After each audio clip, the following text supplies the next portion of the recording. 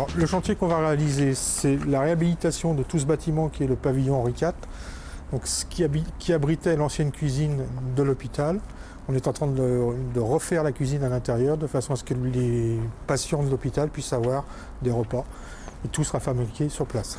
C'est quand même une carte de visite parce que c'est quand même un chantier qui est assez imposant. En plus, c'est de la réhabilitation et le temps imparti pour faire ce chantier est assez court.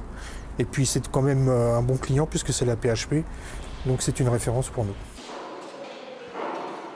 Donc le principe de la réhabilitation, on ne garde que la structure du bâtiment, c'est-à-dire les murs existants et ainsi que les planchers et terrasses, et on refait des locaux aux normes de façon à ce que les gens puissent utiliser cette cuisine. Le travail du chargé d'affaires commence à l'étude, dès qu'il y a un dossier d'appel d'offres qui est lancé.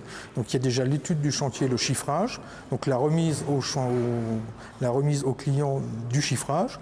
Après désignation, si l'on est retenu, là le vrai travail commence, si je puis dire, puisqu'il faut faire les études de réalisation, les études de synthèse, faire la définition du matériel et faire approuver le matériel, que ce soit la centrale, les panneaux, le tube, les câbles électriques, la régulation, tout ça en accord avec le maître d'œuvre et le maître d'ouvrage. Et une fois que tout ça s'est accordé, quand on a toutes les approbations, on peut commencer l'exécution.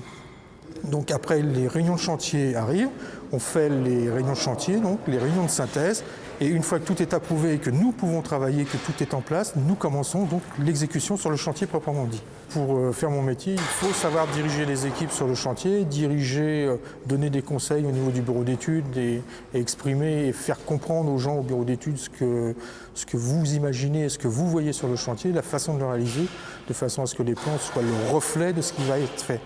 Donc je vérifie bien avec le maçon qu'il soit prêt, qu'il ait fait les murs en temps et en heure, que le carreleur ait bien fait son carrelage, que l'étanchéité soit passée et que toutes les attentes électriques ou la clim qui nous concerne nous soient bien exécutées de façon à ce que nous puissions travailler en temps et en heure afin de respecter les délais.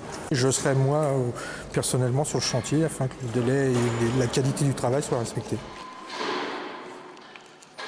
Ce qui me plaît dans le métier du froid, c'est que pour moi c'est un nouveau challenge puisqu'il n'y a que 2-3 ans que je suis dans le métier du froid. Avant j'étais dans le métier du chaud, je faisais de la cuisine et j'apprends des nouvelles choses et ça complète mes connaissances et ça me permet d'aller plus loin.